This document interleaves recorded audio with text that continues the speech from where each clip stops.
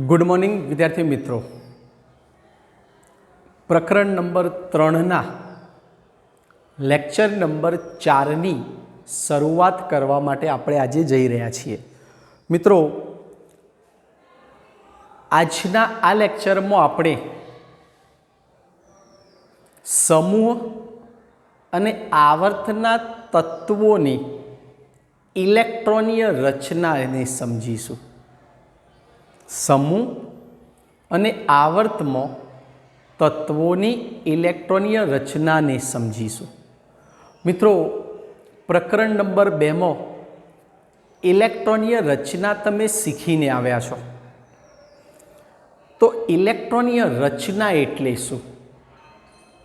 तो मित्रों, परमाणु में इलेक्ट्रॉननी गोठवणी ने इलेक्ट्रॉनीय रचना कहे छे। इलेक्ट्रॉन कॉन्फिग्युरेशन, परमाणु में इलेक्ट्रॉननी गोठवणी ने इलेक्ट्रॉनीय रचना कहे छे। मित्रों, परमाणु में इलेक्ट्रॉन कक्षकों में भराय छे। अने मित्रों, तमे जाणो छो कि एस, पी, डी अने एफ जेवी कक्षको परमाणु में आवेली होय छे। मित्रों, जेना अनुसंधान में तमे प्रकरण नंबर 2 में कक्षा ऑर्बिट अने कक्षक ऑर्बिटल्स सीखीने आव्या छो। मित्रों, प्रकरण नंबर 2 में आरआई साहेबे तमने कक्षा अने कक्षकनी खूब सारी एवी समजूती आपी कि मित्रों कक्षा कोने कहेवाय। तो मित्रों, कक्षा एटले परमाणुना केंद्र ने फरते आवेल वर्तुळाकार मार्ग के जे मार्ग में इलेक्ट्रॉन परिभ्रमण करे छे तेने कक्षा तरीके ओळखवामां आवे। ज्यारे कक्षक कोने कहेवाय? तो परमाणुना केंद्रनी आसपासनो एवो अवकाशीय विस्तार जो इलेक्ट्रॉन मळी आववानी संभावना महत्तम होय एने कक्षक तरीके ओळखवामां आवे छे। मित्रों, परमाणुना अंदर इलेक्ट्रॉन एनी कक्षकोमां भराय छे। तमे सीखी गया छो आउफबाउनो नियम, अने आउफबाउना नियम अनुसार परमाणु में ज्यारे इलेक्ट्रॉननी गोठवणी थाय त्यारे ए इलेक्ट्रॉननी गोठवणी नीचा शक्ति स्तर शुरू करीने ऊंचा शक्ति स्तरों में थाय। अने ए पण जाणो छो कि नीचा शक्ति स्तरनी कक्षक इलेक्ट्रॉन थी संपूर्ण भराई गया पछी ज नवा इलेक्ट्रॉन ऊंचा शक्ति स्तरनी कक्षकों में क्रमशः दाखल थाय छे। राइट।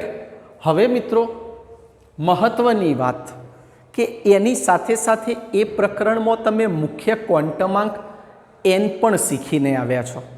मित्रों, आ मुख्य क्वॉन्टमांक मेन क्वॉन्टम नंबर कि जेने आपणे स्मॉल एन वडे दर्शावीए छीए, एन वडे दर्शावीए छीए, अने आ मुख्य क्वॉन्टमांक ए कक्षानो क्रम नक्की करे छे। साथे साथे आपणा प्रकरण में आवर्तनो क्रम पण मुख्य क्वॉन्टमांक एन थी दर्शाववामां आवशे। मैं तमने आना आगळना लेक्चर में ज्यारे आधुनिक आवर्त कोष्टक समझाव्युं त्यारे आधुनिक आवर्त कोष्टकना आगळ मैं तमने मुख्य क्वॉन्टमांकनी समजूती आपी थी कि मुख्य क्वॉन्टमांक एनना मूल्य परथी आवर्तनो क्रम नक्की करी शकाय छे। हवे आ मुख्य क्वॉन्टम आंक एन ए संयोजकता कोषनु मूल्य पण दर्शावे छे। मुख्य क्वॉन्टमांक एननु मूल्य ए संयोजकता कोषनु मूल्य पण दर्शावे छे। अहीं लखेलुं छे मित्रों कि मुख्य क्वॉन्टमांक एननु मूल्य ए आवर्तनो क्रम अथवा कक्षानो क्रम तेमज संयोजकता कोषनु मूल्य दर्शावे छे।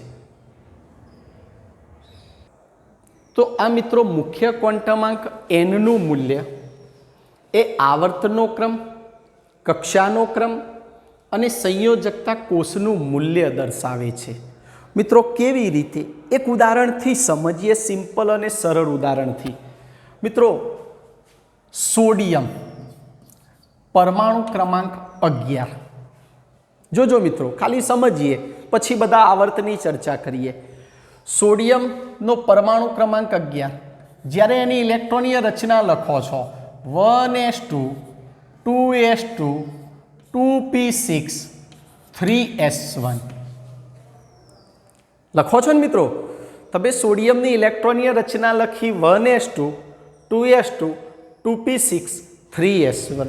મિત્રો કોઈ પણ ઇલેક્ટ્રોનીય રચના કોઈ પણ તત્વની લખો ને તો ઉપર એના ઇલેક્ટ્રોનની સંખ્યા ગણી લેવી, જેથી એવું ન થાય કે એના પરમાણુ ક્રમાંક કરતાં ઉપર દર્શાવેલા ઇલેક્ટ્રોનની સંખ્યા વધી જાય। ધ્યાન રાખજો, ગાડી દોડાઈ ન દેતા। હવે મેં આ સોડિયમની ઇલેક્ટ્રોનીય રચના લખી તો મિત્રો એની સંયોજકતા કક્ષા, એની બાહ્યતમ કક્ષાની ઇલેક્ટ્રોનીય રચના જોશો ને તો 3s1 આવી। શું આવ્યું? 3s1। મિત્રો મેં આના આગળના લેક્ચરમાં તમને કીધેલું કે જેની સંયોજકતા કક્ષામાં અથવા સંયોજકતા કક્ષકમાં છેલ્લો ઇલેક્ટ્રોન s કક્ષકમાં ભરાતો હશે, સાંભળજો ફરીથી મિત્રો, જેની ઇલેક્ટ્રોનીય રચના કોઈ પણ તત્વની ઇલેક્ટ્રોનીય રચના લખો છો અને એની સંયોજકતા કક્ષામાં છેલ્લો ઇલેક્ટ્રોન જે કક્ષકમાં ભરાતો હશે એ તત્વ એ વિભાગનું હશે। હવે આની આપણે સોડિયમની ઇલેક્ટ્રોનીય રચના મેં લખી તો એનો છેલ્લો ઇલેક્ટ્રોન 3s નામની કક્ષકમાં ભરાયો, 3s કક્ષકમાં ભરાયો તો એક તો નક્કી થઈ ગયું કે ભાઈ સોડિયમ એ s વિભાગનું તત્વ હોવું જોઈએ અને એમાં એની બાહ્યતમ કક્ષામાં એક ઇલેક્ટ્રોન, તો એ પણ નક્કી થઈ જાય કે સમૂહ નંબર 1નું જ તત્વ હોવું જોઈએ। જો કે ડિટેલ ચર્ચા પછી કરીશું, પણ છતાં આટલી તો તમને ખબર પડી જાય કે જ્યારે એની સંયોજકતા કક્ષાની ઇલેક્ટ્રોનીય રચના લખો ત્યારે એની છેલ્લી કક્ષક કઈ ભરાય છે એ કક્ષક ઉપરથી ખબર પડી જાય કે આ તત્વ આ વિભાગનું હોવું જોઈએ। બીજું કે મિત્રો આની સંયોજકતા કક્ષામાં કક્ષક કવી આવી તો 3s આવી। કઈ આવી? 3s। અહીંયા દર્શાવ્યું છે, બરાબર ધ્યાનથી જોજો, સંયોજકતા કોષનું મૂલ્ય, એના સંયોજકતા કોષનું મૂલ્ય શું લખ્યું? 3s। તો આનો મતલબ અહીં n નું મૂલ્ય કેટલું થયું મિત્રો? તો n નું મૂલ્ય 3 થયું, અને n નું મૂલ્ય 3 થયું તો આપણે કહી શકીએ કે સોડિયમ એ આવર્ત નંબર 3નું તત્વ છે। સોડિયમ એ કયા આવર્તનું તત્વ છે? ત્રીજા આવર્તનું તત્વ। એ આપણે એને સરળતાથી કહી શકીએ। એટલે સૌથી મહત્વની વાત એ આવી કે મુખ્ય ક્વોન્ટમાંક nના મૂલ્ય ઉપરથી આપણે આવર્તનો ક્રમ નક્કી કરી શકીએ અને સાથે સાથે એ કોઈ પણ તત્વ કયા આવર્તમાં આવેલું હશે એ પણ શોધી શકીશું। હવે આગળ જોઈએ બીજો મુદ્દો, જેમ આવર્તનો ક્રમ વધતો જાય છે તેમ મુખ્ય ક્વોન્ટમાંક nનું મૂલ્ય વધતું જાય છે। તદ્દન વાત સાચી મિત્રો। nનું મૂલ્ય 2 થાય, nનું મૂલ્ય 2માંથી 3 થાય, nનું મૂલ્ય 4 થાય, nનું મૂલ્ય 2 3 4 આ વધ્યું તો આનો મતલબ શું કે nનું મૂલ્ય 2માંથી nનું મૂલ્ય 3 થાય તો આનો મતલબ એવો થાય કે તત્વોના અંદર નવી કક્ષાનો ઉમેરો થયો। મિત્રો એક એ પણ ઉદાહરણ જોઈએ એની સાથે સાથે, ચલો એનું પણ સોલ્યુશન કરીએ મિત્રો।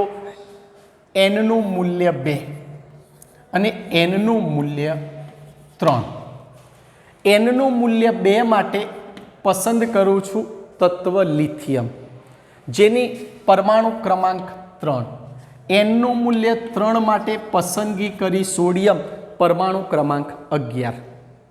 મિત્રો લિથિયમની ઇલેક્ટ્રોનીય રચના લખો છો તો 1s2 2s1। સોડિયમની ઇલેક્ટ્રોન રચના હાલ શીખી ગયા, 1s2 2s2 2p6 3s1।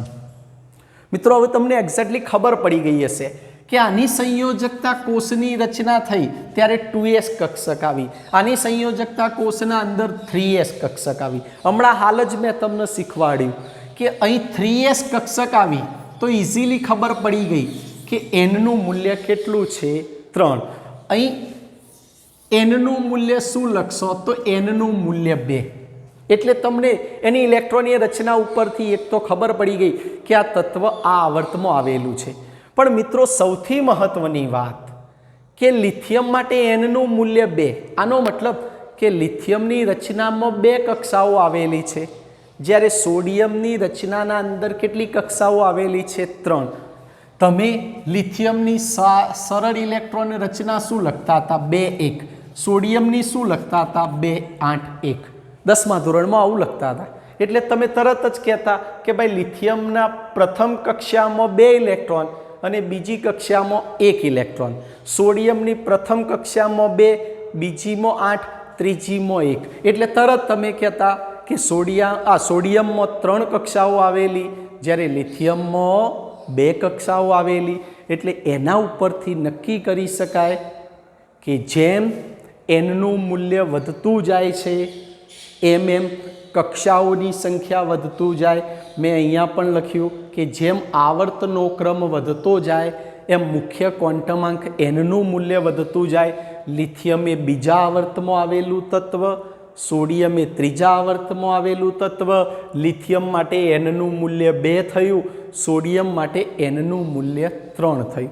જેમ કક્ષાઓની સંખ્યા વધતી જશે એમ મુખ્ય ક્વોન્ટમાંક એનનું મૂલ્ય પણ મિત્રો વધતું જશે. હવે બીજી વાત આવી મહત્વની, પ્રત્યેક આવર્તમાં તત્વોની સંખ્યા, દરેક આવર્તમાં તત્વોની સંખ્યા ભરાનારા શક્તિ સ્તરમાં આવેલી પરમાણ્વીય કક્ષકોની સંખ્યાથી બમણી હોય છે. હવે મહત્વની વાત, કયા આવર્તમાં કઈ કક્ષકો આવશે અને એ કક્ષકોની સંખ્યાની બમણી સંખ્યા એ આવર્તમાં રહેલા તત્વોની સંખ્યા દર્શાવશે. મિત્રો બરાબર ધ્યાનથી સાંભળજો.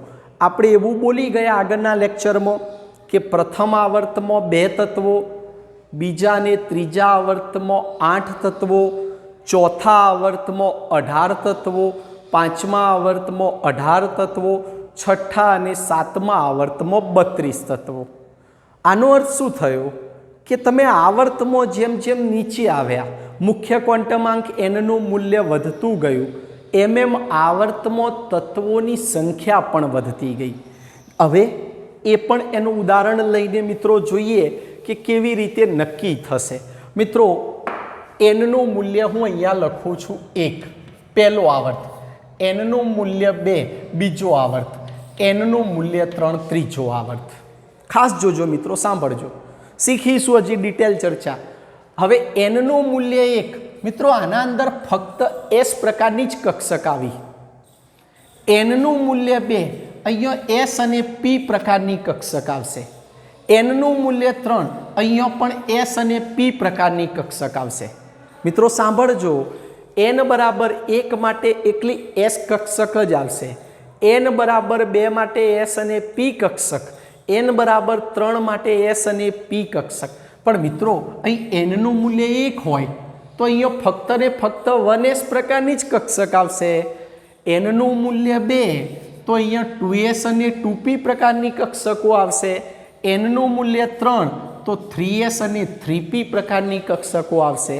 હવે તમે જાણો છો મિત્રો, શીખી ગયા છો, સાહેબે તમને આરઆઈ સાહેબે સરસ શીખવાડી દીધું કે એસ પ્રકારની કક્ષક એક જ પેટા કક્ષક, જ્યારે પીના અંદર પેટા કક્ષકો 3, px, py, pz. ડીની પેટા કક્ષકો 5. અને મિત્રો આવી પેટા કક્ષકોને તમે ડીજનરેટ કક્ષકો તરીકે ઓળખતા હતા. યાદ હશે, પ્રકરણ નંબર 2માં શબ્દ આવી ગયો, ડીજનરેટ કક્ષકો. એટલે પી કક્ષકના અંદર 3 પ્રકારની પેટા કક્ષકનો સમાવેશ થાય, px, py અને pz. ડીના અંદર 5 પેટા કક્ષકો, એફના અંદર 7 પેટા કક્ષકની રચના થાય. મિત્રો અહીંયા ફક્ત એસ પ્રકારની એક જ કક્ષકની રચના થઈ. અહીં એસ અને પી એટલે કે અહીં એસની માત્ર એક જ કક્ષક, અહીં એસ અને પી એટલે કે એક એસ પ્રકારની અને 3p પ્રકારની. અહીં સેમ એ જ પ્રકારે એક S પ્રકારની અને 3p પ્રકારની. એટલે અહીં કુલ કક્ષકોની સંખ્યા 1 થઈ, અહીં કુલ કક્ષકોની સંખ્યા 4 થઈ, અહીં કુલ કક્ષકોની સંખ્યા 4 થઈ. જોજો મિત્રો, ધ્યાનથી સાંભળજો. પહેલા આવર્તમાં ફક્ત એક 1s પ્રકારની જ કક્ષક, બીજા આવર્તમાં 2s અને 2p પ્રકારની કક્ષકો ઉમેરાશે, ત્રીજા આવર્તમાં 3s અને 3p પ્રકારની કક્ષકો ઉમેરાશે.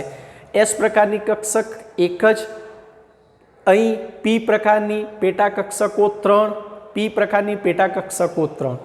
અહીં ફક્ત એક જ s પ્રકારની કક્ષક, એક s અને 3p કુલ કક્ષકો 4, એક s 3p કુલ કક્ષકો 4. એટલે કક્ષકોની સંખ્યા પહેલા આવર્તમાં 1, બીજા આવર્તમાં 4, ત્રીજા આવર્તમાં 4. હવે આની બમણી સંખ્યા કરો તો બમણી સંખ્યા કેટલી થઈ? 2. આની બમણી સંખ્યા કરો 8, આની બમણી સંખ્યા કરો 8. અહીંયા વાક્યનું અર્થઘટન એવો થશે કે પરમાણવીય કક્ષકોની સંખ્યાથી બમણી હોય છે. કોની સંખ્યા બમણી? તો પ્રત્યેક આવર્તમાં આવેલા તત્વોની સંખ્યા અથવા તો દરેક આવર્તમાં આવેલા તત્વોની સંખ્યા જે તે આવર્તમાં રહેલા તત્વોની પરમાણવીય કક્ષકોની સંખ્યાથી બમણી હોય છે. માટે શું આનો અર્થ થશે? તો પહેલા આવર્તમાં તત્વોની સંખ્યા કેટલી થશે મિત્રો? 2. બીજા આવર્તમાં તત્વોની સંખ્યા 8, ત્રીજા આવર્તમાં તત્વોની સંખ્યા કેટલી થશે? 8 થશે. એક ઉદાહરણ એક્સ્ટ્રા લઈએ, ચોથો આવર્ત. મિત્રો ચોથો આવર્ત તો ત્યાં S, P અને D પ્રકારની કક્ષકો આવશે. S, P અને D. તો કઈ S? 4S, 4P અને 3D પ્રકારની કક્ષક આવશે.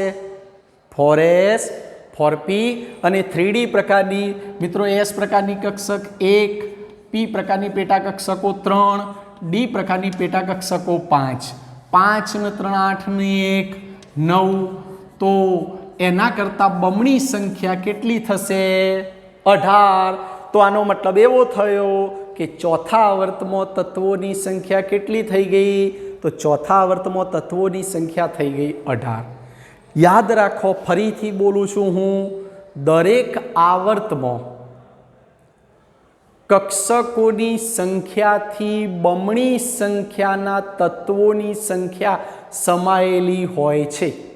દરેક આવર્તમાં તત્વોની સંખ્યાનો આધાર જે તે આવર્તમાં આવેલા કક્ષકોની સંખ્યા ઉપર આધાર રાખશે. મિત્રો હવે એને ધ્યાનમાં લઈને આપણે હવે થોડા આવર્તની ઇલેક્ટ્રોનીય રચનાની ચર્ચા કરીએ. મિત્રો મેં અહીંયા લખ્યું છે કે પ્રથમ આવર્ત માટે nનું મૂલ્ય 1 હોય છે, જેમાં ફક્ત S પ્રકારની એટલે કે 1s પ્રકારની જ કક્ષક આવેલી હોય છે, જેમાં 2 તત્વો આવ્યા, હાઇડ્રોજન અને હિલિયમ. હાઇડ્રોજનની ઇલેક્ટ્રોનીય રચના લખો છો તો 1s1, હિલિયમની ઇલેક્ટ્રોનીય રચના લખો છો તો 1s2.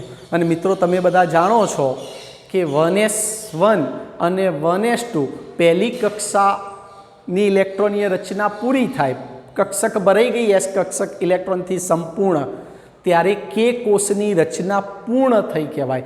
KLMN તમે શીખી ગયા છો. એટલે અહીં K કોષ પૂર્ણ થશે. હવે આવે આવર્ત નંબર 2. મિત્રો હાલ મેં તમને શીખવાડી દીધું કે આવર્ત નંબર 2 માટે nનું મૂલ્ય કેટલું હશે? તો આવર્ત નંબર 2 માટે nનું મૂલ્ય કેટલું રહેશે? 2 રહેશે. અને 2 રહેશે એટલે એક નક્કી થઈ ગયું કે અહીં 2s અને 2p પ્રકારની કક્ષકોનો સમાવેશ થશે. જ્યારે nનું મૂલ્ય 2 થશે ત્યારે 2s અને 2p એવી 2 પ્રકારની કક્ષકોનો સમાવેશ થશે. મિત્રો હવે બહુ મહત્વની વાત કે આવર્ત નંબર 2ની શરૂઆત લિથિયમથી થઈને નિયોન સુધી થશે. આવર્ત નંબર 2ની શરૂઆત લિથિયમથી લઈને નિયોન સુધી થશે અને લિથિયમનો પરમાણુ ક્રમાંક 3 અને નિયોનનો પરમાણુ ક્રમાંક 10. લિથિયમનો પરમાણ્વીય ક્રમાંક 3 અને નિયોનનો પરમાણ્વીય ક્રમાંક 10. તમે જોઈ શકો છો મિત્રો હવે ખાસ કે લિથિયમથી નિયોન સુધી તત્વોની સંખ્યા કેટલી થઈ? તો 8 થઈ. આપણે શું બોલીશું કે n બરાબર 2, જ્યારે આવર્તનો ક્રમ 2 હશે ત્યારે બીજા આવર્તમાં આવેલા તત્વોની સંખ્યા કેટલી હશે? તો 8 તત્વો આવેલા હશે. કેવી રીતે નક્કી કરીશું 8 તત્વો? તો હાલ મેં તમને શીખવાડી દીધું. એક S પ્રકારની અને 3 P પ્રકારની કક્ષકો, કુલ કક્ષકોની સંખ્યા 4 અને એની બમણી સંખ્યા 8, તો તત્વોની સંખ્યા કેટલી થશે મિત્રો? 8. હવે લિથિયમની જ્યારે તમે ઇલેક્ટ્રોનીય રચના લખશો તો લિથિયમની ઇલેક્ટ્રોનીય રચના 1s2 2s1. અહીં શું થશે કે જેવો આવર્ત નંબર 2ની શરૂઆત થશે એટલે 2s કક્ષક ભરવાની શરૂઆત થઈ જશે. કઈ કક્ષક ભરવાની શરૂઆત થઈ જશે? 2s. અહીંયા સંયોજકતા કોષનું મૂલ્ય 2s આવ્યું એટલે nનું મૂલ્ય 2 હોઈ શકે, નક્કી થઈ ગયું. એના પછી પરમાણુ ક્રમાંક 4 વાળું તત્વ બેરેલિયમ 1s2 2s2. અહીંયા 2s કક્ષક ઇલેક્ટ્રોનથી સંપૂર્ણ ભરાઈ ગઈ. હવે બેરેલિયમ પછી 5 નંબરનું આવશે બોરોન 1s2 2s2. હવે મિત્રો 2s કક્ષક ભરાઈ ગઈ તો એના કરતાં ઊંચા શક્તિ સ્તરની કક્ષકમાં ઇલેક્ટ્રોન દાખલ થશે અને એના કરતાં ઊંચો શક્તિ સ્તર એટલે 2p કક્ષક એટલે 2pમાં ઉમેરાશે. હવે એના પછી કાર્બનમાં જશો તો 2p2 થશે, નાઇટ્રોજનમાં 2p3 થશે, ઓક્સિજનમાં 2p4 થશે, ફ્લોરિનમાં 2p5 થશે અને છેલ્લે જ્યારે તમે નિયોનની ઇલેક્ટ્રોનીય રચના લખશો તો 1s2 2s2 2p6 આવશો એટલે પૂર્ણ થઈ જશે. 2p6 આવશો એટલે પૂર્ણ થઈ જશે. અને તમે જાણો છો કે p કક્ષકમાં વધુમાં વધુ કેટલા ઇલેક્ટ્રોન સમાવી શકાય? 6 ઇલેક્ટ્રોન. કેટલા ઇલેક્ટ્રોન સમાવી શકાય? 6. અહીંયા 2p6 સંપૂર્ણ ભરાઈ ગઈ અને સંપૂર્ણ જ્યારે ભરાઈ જશે એટલે તમે હંમેશા યાદ રાખજો આવર્ત કોષ્ટકની જમણી બાજુ 18મા સમૂહમાં પહોંચી ગયા છો. 18મા સમૂહમાં પહોંચશો એટલે p કક્ષક ઇલેક્ટ્રોનથી સંપૂર્ણ ભરાઈ ગઈ હશે અને જેવી p કક્ષક ઇલેક્ટ્રોનથી સંપૂર્ણ ભરાઈ જશે એટલે તરત જ નવા આવર્તની શરૂઆત થઈ જશે. એના પછીનો આવર્ત આવ્યો ત્રીજો આવર્ત. હવે ત્રીજા આવર્ત માટે nનું મૂલ્ય 3. nનું મૂલ્ય 3 મેં હમણાં જ તમને મિત્રો શીખવાડી દીધું કે nનું મૂલ્ય 3 આવ્યું. આનો અર્થ એવો થયો કે અહીં ફક્ત ને ફક્ત S અને P પ્રકારની કક્ષકો આવશે. તો કઈ S? 3s અને 3p પ્રકારની કક્ષકોનો સમાવેશ થશે. 3s અને 3p પ્રકારની કક્ષકોનો સમાવેશ થશે. એ પણ તમને નક્કી થઈ ગયું કે એક S પ્રકારની અને 3p પ્રકારની કુલ 4 કક્ષકો અને એના કરતાં બમણી સંખ્યા 8.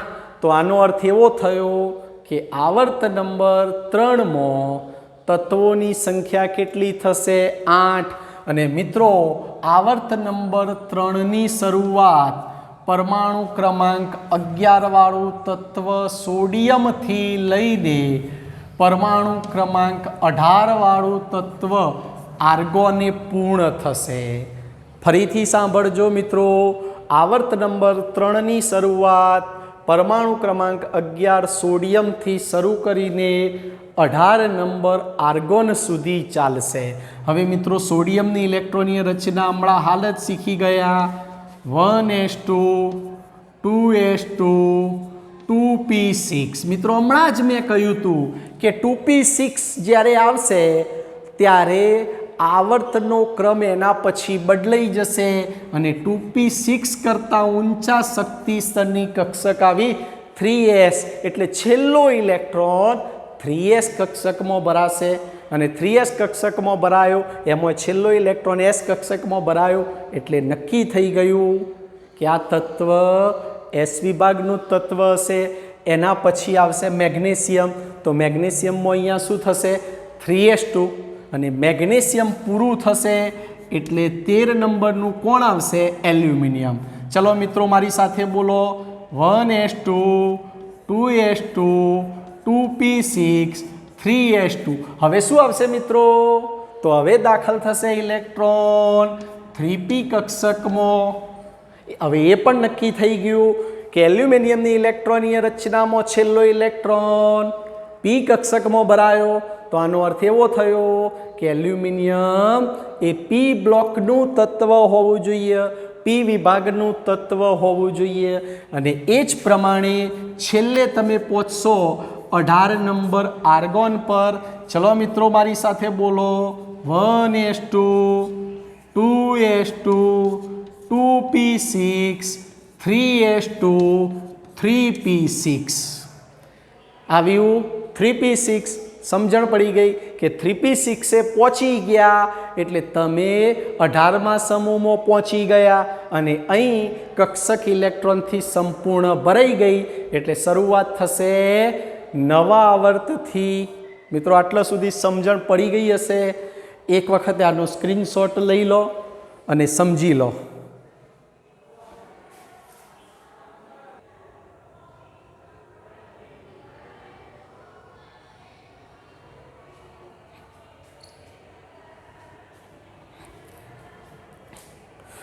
ચલો મિત્રો હવે આપણે આવર્ત નંબર 4ની ચર્ચા કરીએ. મિત્રો આવર્ત નંબર 4 ચોથો આવર્ત કે જ્યાં એનનું મૂલ્ય 4 હશે. સાથે સાથે મિત્રો હવે ખૂબ મહત્ત્વની બાબત સમજજો. ચોથા આવર્ત માટે 4s 4p અને 3D પ્રકારની કક્ષકોનો સમાવેશ થશે. મિત્રો ધ્યાનથી સાંભળજો. ચોથા આવર્ત માટે 4s 4p અને 3D પ્રકારની કક્ષકોનો સમાવેશ થશે. મિત્રો આનો અર્થ એવો થયો કે જ્યારે આવર્ત નંબર 4ની શરૂઆત થશે એટલે યાદ રાખજો s p અને d એમ 3 પ્રકારની કક્ષકોનો સમાવેશ થશે. જેમાં ચોથા આવર્ત માટે એનનું મૂલ્ય 4 તો 4s કક્ષક, p તો 4p, જ્યારે d કક્ષક 3D કક્ષક. એટલે કે 4s 4p અને 3D કક્ષકનો સમાવેશ ચોથા આવર્તમાં થશે. મિત્રો ચોથા આવર્તની શરૂઆત પોટેશિયમથી થશે. મિત્રો યાદ હશે પોટેશિયમનો પરમાણુ ક્રમાંક 19 અને 19 નંબર પોટેશિયમથી શરૂ થઈને 36 નંબર ક્રિપ્ટોન સુધી રહેશે. ચોથા આવર્તના અંદર તત્વોની શરૂઆત 19 નંબર પોટેશિયમથી શરૂ થઈને 36 નંબર ક્રિપ્ટોન સુધી રહેશે. પણ મિત્રો હવે મહત્ત્વની વાત, જો તમારા પાસે કેમિસ્ટ્રીની બુક હોય, તમારી અત્યારે આ લેક્ચરના સાથે લઈને બેઠા હોય, તો મિત્રો 79 નંબરના પેજ ઉપર તમે આવર્ત નંબર 4 જુઓ. તમે આવર્ત કોષ્ટકમાં આવર્ત નંબર 4 જોશો એટલે ચોથા આવર્તમાં પ્રથમ તત્વ પોટેશિયમ, એની બિલકુલ બાજુના સમૂહમાં કેલ્શિયમ, અને કેલ્શિયમ પછી તરત જ તમે આવર્ત કોષ્ટકની મધ્યમાં આવી જશો. મિત્રો તમને મેં લેક્ચરમાં સમજાવ્યું હતું કે આવર્ત કોષ્ટકનો મધ્યનો ભાગ કે જ્યાં ડી વિભાગના તત્વોની શરૂઆત થશે. મિત્રો યાદ રાખો કે આવર્ત નંબર 4ની જ્યારે શરૂઆત થશે ત્યારે ડી વિભાગના તત્વોની શરૂઆત થઈ ગઈ હશે અને ચોથા આવર્તમાં જે ડી વિભાગના તત્વો આવેલા હોય છે એ તત્વોને 3D સંક્રાંતિ શ્રેણીના તત્વો કહે છે. મિત્રો યાદ રાખજો, ચોથા આવર્તમાં આવેલા તત્વોને 3D સંક્રાંતિ શ્રેણીના તત્વો કહે છે. મિત્રો સંક્રાંતિ શ્રેણી એટલે શું? તો સંક્રાંતિ શ્રેણી એટલે જેની ભૂમિ અવસ્થામાં, યાદ રાખો વ્યાખ્યા, ચિંતા કરશો નહીં, આ પ્રકરણ તમે ધોરણ 12માં શીખશો, પણ છતાં જો ડેફિનેશન યાદ રહે તો રાખો, જેની ભૂમિ અવસ્થામાં ડી કક્ષક ઇલેક્ટ્રોનથી અપૂર્ણ ભરાયેલી હોય તેને સંક્રાંતિ શ્રેણીના તત્વો કહે છે। મિત્રો ફરીથી બોલું છું, જેની ભૂમિ અવસ્થામાં ડી કક્ષક ઇલેક્ટ્રોનથી અપૂર્ણ ભરાયેલી હોય તેને સંક્રાંતિ શ્રેણીના તત્વો તરીકે ઓળખવામાં આવે છે। અને ચોથા આવર્તમાં મિત્રો 3D સંક્રાંતિ શ્રેણીના તત્વોનો સમાવેશ થશે। મિત્રો 3D સંક્રાંતિ શ્રેણીની શરૂઆત ક્યાંથી થશે? તો 3D સંક્રાંતિ શ્રેણીની શરૂઆત 21 નંબરનું તત્વ સ્કેન્ડિયમથી શરૂ થશે અને 30 નંબરનું તત્વ ઝીંકે પૂર્ણ થશે। મિત્રો ફરીથી બોલું છું, 3D સંક્રાંતિ શ્રેણીની શરૂઆત આવર્ત નંબર 4થી થશે, જેમાં 21 નંબરનું તત્વ સ્કેન્ડિયમથી શરૂ કરીને 30 નંબરનું તત્વ ઝીંક સુધીના તત્વોનો સમાવેશ થશે। અને જેવું જ ઝીંક તત્વ 30 નંબર પૂરું થશે એટલે 31 નંબરનું તત્વ એટલે તમે સીધા પી વિભાગમાં ગેલિયમથી શરૂઆત કરશો અને ગેલિયમથી લઈને તમે ક્રિપ્ટોન સુધી જશો એટલે પી વિભાગની શરૂઆત થશે। મિત્રો જોઈ શકો છો, તમારા પાસે બુક પડેલી છે। મિત્રો એ બુકના અંદર જોશો તો 31 નંબરનું તત્વ આવશે, એનું નામ છે ગેલિયમ। એલ્યુમિનિયમના બિલકુલ નીચે જે એકાય એલ્યુમિનિયમની આપણે અગાઉ વાત કરી, એ એકાય એલ્યુમિનિયમ પાછળ જતાં જે ગેલિયમ નામથી પ્રચલિત થયું એ ગેલિયમ ખૂબ નીચું ગલનબિંદુ ધરાવતું તત્વ, અને એ ગેલિયમથી શરૂઆત થશે અને ક્રિપ્ટોને પૂર્ણ થશે ત્યાં પી વિભાગના તત્વો આવશે। અને મિત્રો હંમેશા યાદ રાખો, એસ વિભાગના તત્વો અને પી વિભાગના તત્વો માટે એની કક્ષક એ એના મુખ્ય ક્વોન્ટમાંક એનના મૂલ્ય ઉપર આધાર રાખશે। મિત્રો આપણે આવર્ત નંબર 4ની વાત કરી રહ્યા છીએ અને આવર્ત નંબર 4 માટે એનનું મૂલ્ય કેટલું થશે? 4। એનનું મૂલ્ય 4 થશે તો એસ કક્ષક માટે 4s કક્ષક આવશે અને પી કક્ષક માટે 4p કક્ષક આવશે।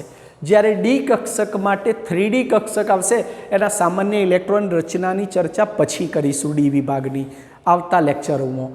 હવે મહત્વની વાત એ આવી કે મિત્રો અહીં ચોથા આવર્તમાં તમે જોઈ શકો છો, મેં ઉલ્લેખ કર્યો કેવો કે આવર્ત નંબર 4માં એસ, પી અને ડી પ્રકારની કક્ષક આવી। ધ્યાનથી સાંભળજો મિત્રો, આવર્ત નંબર 4માં એસ, પી અને ડી પ્રકારની કક્ષક આવી એટલે આપણે એમ કહી શકીએ છીએ કે એસ પ્રકારની કક્ષક 1, પી પ્રકારની પેટા કક્ષકો 3 અને ડી પ્રકારની પેટા કક્ષકો 5। તો અહીંયા કુલ કક્ષકોની રચના કેટલી થઈ? કુલ કક્ષકોની રચના 9 થઈ। તો એના કરતાં બમણી સંખ્યા આવીને ઊભી રહેશે 18। તો આપણે એમ કહી શકીએ કે કક્ષકોની સંખ્યા કરતાં બમણી સંખ્યા એ તત્વોની સંખ્યા દર્શાવશે। તો આપણે એમ કહી શકીશું કે ચોથા આવર્તમાં તત્વોની સંખ્યા કેટલી આવશે? તો ચોથા આવર્તમાં તત્વોની સંખ્યા આવશે 18। કેટલી આવશે? 18। ફરીથી ચોથા આવર્તમાં 3D સંક્રાંતિ શ્રેણીના તત્વોનો સમાવેશ થશે। 21 નંબર સ્કેન્ડિયમથી લઈને 30 નંબર ઝીંક સુધીના તત્વોને 3D સંક્રાંતિ શ્રેણીના તત્વો તરીકે ઓળખવામાં આવશે। ત્યાર પછી જ્યારે ઝીંક પછીના તત્વો આવશે એટલે 31 નંબરનું તત્વ આવશે ગેલિયમ અને 31 નંબરથી લઈને 36 નંબર ક્રિપ્ટોન સુધીના જે તત્વો આવશે એ પી વિભાગના તત્વો આવશે। કયા વિભાગના તત્વો આવશે? પી વિભાગના। એટલે શરૂઆતમાં 4s1 અને 4s2 કક્ષક ભરાશે એટલે એસ વિભાગના 2 તત્વો પોટેશિયમ અને કેલ્શિયમ આવશે। એના પછી 3D કક્ષક ભરાવાની શરૂઆત થશે એટલે તમે સમજી જશો કે ડી વિભાગની શરૂઆત થઈ। જેવી ડી કક્ષકમાં 10 ઇલેક્ટ્રોન પૂર્ણ ભરાઈ જશે કે તરત જ 4p કક્ષક ભરાવાની શરૂઆત થશે। પહેલી 4s ભરાશે, પહેલી 3D કક્ષક ભરાય છે, 4s કક્ષક ભરાશે અને ત્યાર પછી 4p કક્ષક ભરાવાની શરૂઆત થઈ જશે અને આ કક્ષકો ભરાવાની શરૂઆત પહેલી 4s કક્ષક ભરાશે. ફરીથી સાંભળજો મિત્રો, પહેલી 4s કક્ષક ભરાશે, પછી 3d કક્ષક ભરાશે અને 3d કક્ષક ભરાઈ ગયા પછી ઇલેક્ટ્રોન p કક્ષકમાં ભરાશે. મિત્રો હવે મહત્વની વાત તમે જોઈ શકો છો, બરાબર ધ્યાનથી તમારું આવર્ત કોષ્ટક જોજો. 31 નંબરનું તત્વ ગેલિયમ અને 36 નંબરનું તત્વ ક્રિપ્ટોન. મિત્રો અહીંથી તત્વોની સંખ્યા ગણશો ને તો 6 તત્વો આવશે. કેટલા તત્વો આવશે? 6 તત્વો. તમને સમજણ પડી ગઈ હશે, જો ન પડી હોય તો ધ્યાનથી સાંભળો. પી વિભાગના અંદર 6 તત્વો આવ્યા, 6 સમૂહ આવ્યા. કેટલા સમૂહ આવ્યા? 6. એટલે એ હરોળમાં, ચોથા આવર્તની હરોળમાં 6 તત્વો હશે. પી વિભાગને 6 સમૂહમાં વહેંચ્યો. કેમ? તો પી પ્રકારની કક્ષકોમાં વધુમાં વધુ 6 ઇલેક્ટ્રોન ભરી શકાતા હોવાથી પી કક્ષકમાં વધુમાં વધુ 6 ઇલેક્ટ્રોન ભરી શકાતા હોવાથી પી વિભાગને 6 સમૂહના અંદર વહેંચ્યો છે. મિત્રો અહીં ચોથા આવર્તની રચના પૂરી થઈ ગઈ. સ્ક્રીનશોટ લઈ લો, પછી 5મા આવર્તની ચર્ચા કરીએ.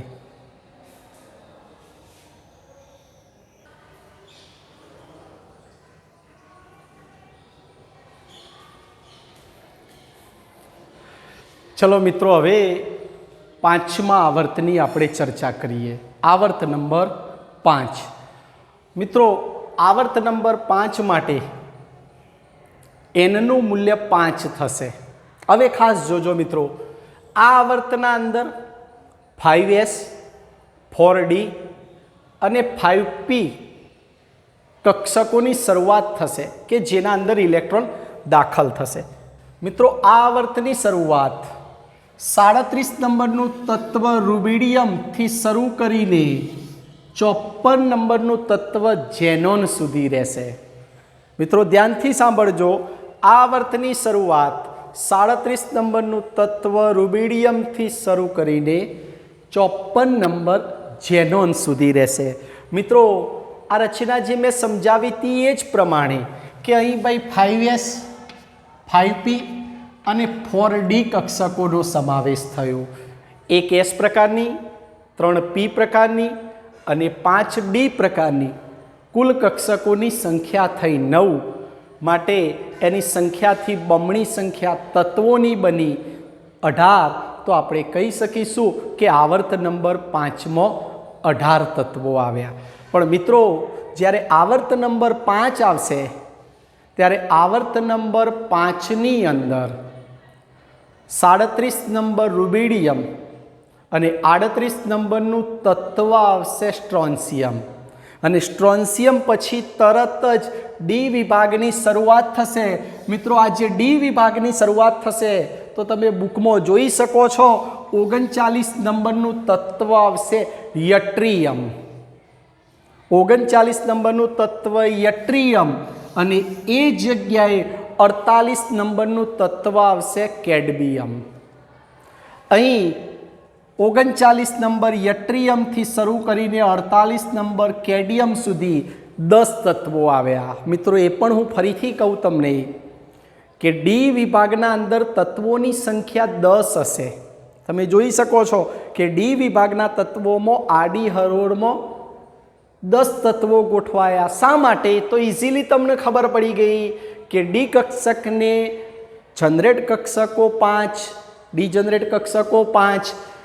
એક કક્ષકમાં વધુમાં વધુ 2 ઇલેક્ટ્રોન ભરી શકાય, તો 5 કક્ષકોમાં વધુમાં વધુ 10 ઇલેક્ટ્રોન ભરી શકાતા હોવાથી ડી વિભાગના અંદર 10 તત્વોનો સમાવેશ કર્યો.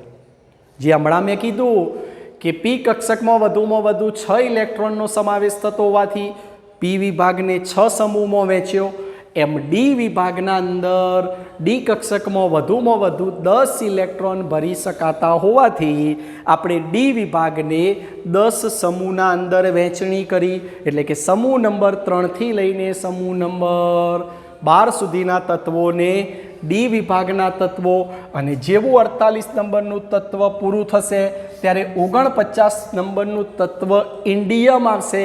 એટલે તમે આવર્ત કોષ્ટકની જમણી બાજુએ પી વિભાગમાં પહોંચી જશો અને 49 નંબરથી લઈને 54 નંબર જેનોને તમારો એ આવર્ત પૂર્ણ થશે.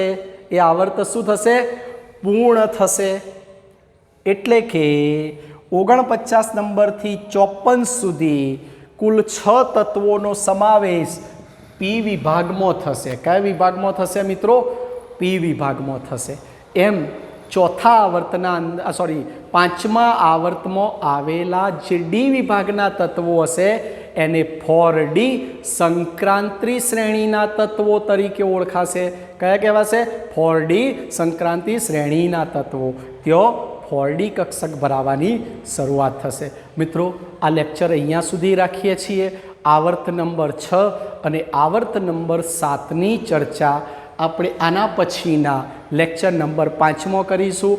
બાળકો, રોજનું કામ રોજ કરતા રહેજો, મહેનત કરતા રહેજો.